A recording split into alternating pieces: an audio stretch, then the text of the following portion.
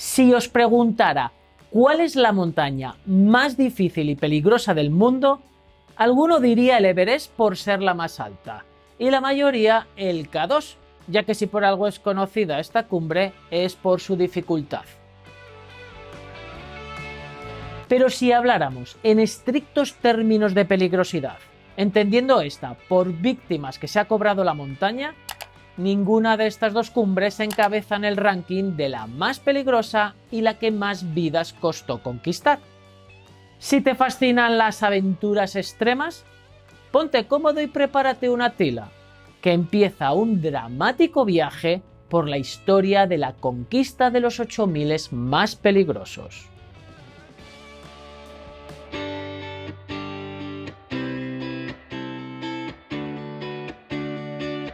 Aunque nos pueda parecer que las conquistas de los 8000 es algo reciente, no lo es tanto.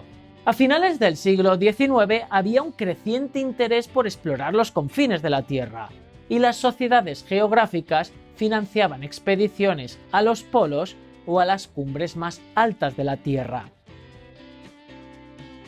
En este contexto de exploración, el británico Albert Mummery se convirtió en la primera persona de la historia en intentar una de estas cumbres, cuando en 1895 lideró una pequeña expedición que pretendía coronar el Nanga Parbat en estilo alpino. Esto es, sin cuerdas, campos base ni ayuda externa, porteándose cada uno lo necesario para hacer cima. Casi alcanzan los 7000 metros de altura, toda una proeza en la época, pero pagaron un precio muy alto, ya que una avalancha los sepultó para siempre en el Nanga Parbat. Un año antes de esta expedición, Albert Mummery estuvo escalando en los Alpes con un joven noble italiano llamado Luis Amadeo de Saboya, que en el año 1909 se fue a intentar escalar el K2. Luis Amadeo de Saboya aprendió la lección de su mentor y se presentó en el K2 con más de 100 porteadores y varias toneladas de material. Alcanzó los 6.600 metros de altura y pudo regresar con vida para contarlo. El último gran pionero que quiero recordar en este vídeo es por supuesto el británico George Mallory, obcecado con ser el primero en conquistar el Everest. En 1924, en su tercer intento por alcanzar la cima, pierde la vida. No sabemos si hizo cumbre en el Everest, pero fue el primer hombre en ver el mundo por encima de 8000 metros.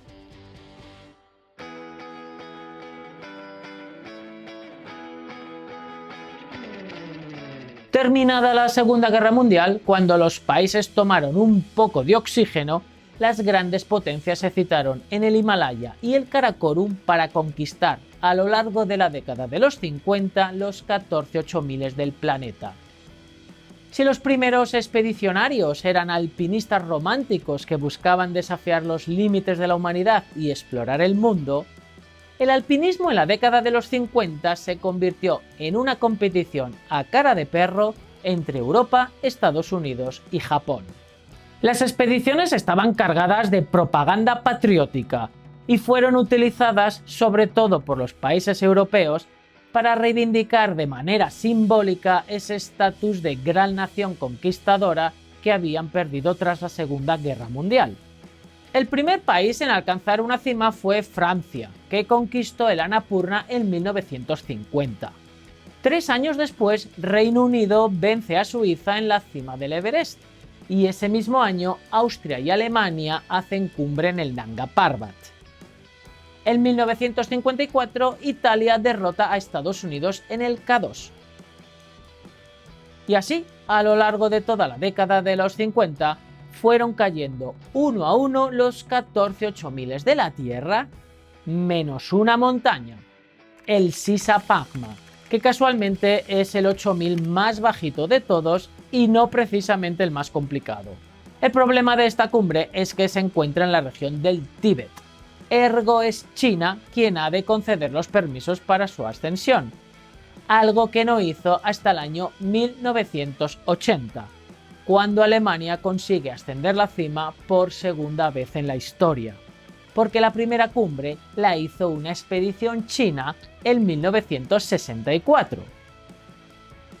Pues bien, dentro de estos 14 8000 los hay relativamente sencillos como el Choyu y otros más peligrosos como el K2. Pero solo hay uno al que han bautizado como la montaña asesina.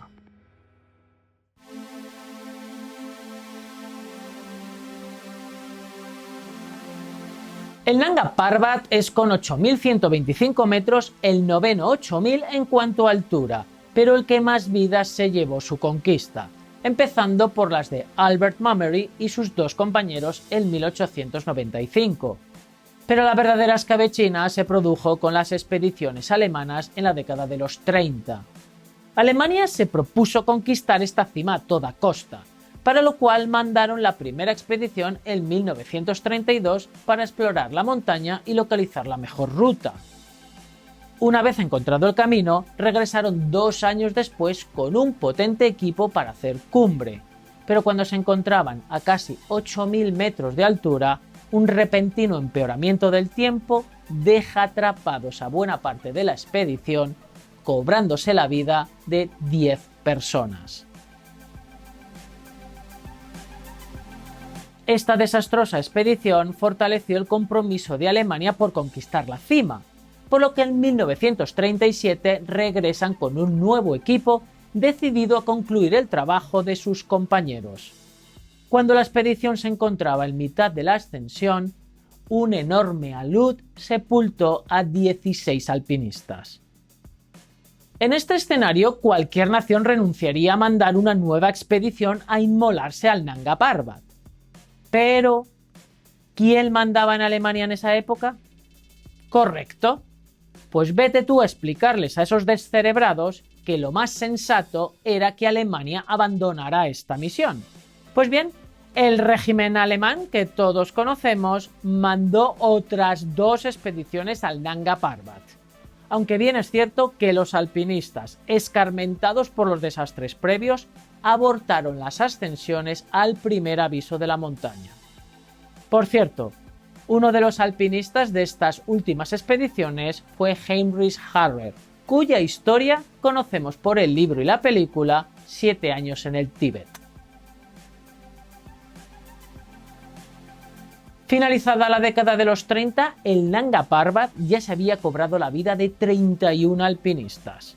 Tras el parón de la Segunda Guerra Mundial llega la mágica década de los 50 y obviamente en el reparto de 8000 las naciones cedieron esta montaña a Alemania. De esta forma, en 1953, Alemania y Austria mandan a la montaña asesina a sus mejores alpinistas. Y finalmente, el 3 de julio, el austriaco Hermann Bull hace historia coronando la cima del Nanga Parbat en solitario y sin ayuda de oxígeno suplementario. Lamentablemente esta proeza no recibió el reconocimiento que merecía porque un mes antes Reino Unido hizo cumbre en el Everest y la atención se volcó más con esta conquista.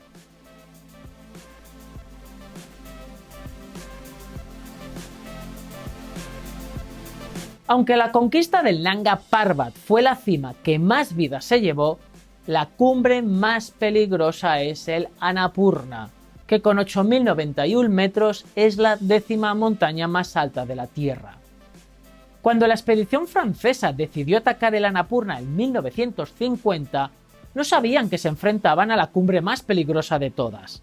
Era una montaña que apenas se había explorado y no se tenía mucho conocimiento de su peligro.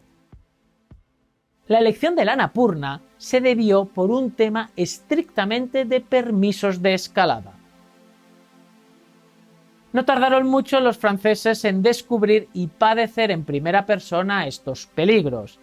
De hecho, las trágicas estadísticas registradas en la montaña a lo largo de la historia y el conocimiento que ahora tenemos de cómo es su ascensión han hecho que la cumbre alcanzada por Maurice Herzog y Louis Lachelan en el Annapurna tenga más prestigio alpinístico que la de Hillary y Norgay en el Everest. El precio que pagaron fue altísimo, porque varios alpinistas sufrieron amputaciones y ceguera. De hecho, al propio Maurice Herzog tuvieron que amputarle en el campo base los 20 dedos de sus pies y manos. El Annapurna tiene una tasa de mortalidad de aproximadamente el 30%. Esto es, de cada 100 personas que han hecho cima, la montaña se ha cobrado 30 vidas, y muchos de los que sobreviven acaban con secuelas físicas como amputaciones por congelación. Después del Annapurna, las montañas más peligrosas son el K2 y el Nanga Parbat.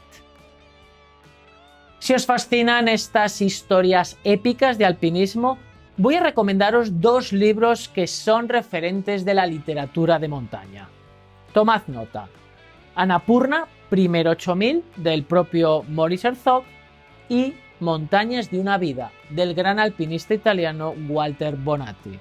Por supuesto, abajo en la descripción del vídeo os dejo los enlaces para que tengáis acceso a estas dos lecturas imprescindibles. Como habéis visto en este vídeo sobre la historia de los 14 8000, las dos montañas más peligrosas no son ni de lejos las más altas, lo cual confirma lo que todos ya sabemos: el tamaño no es lo más importante. Muchas gracias por haberme aguantado, cuidaros mucho y portaros bien.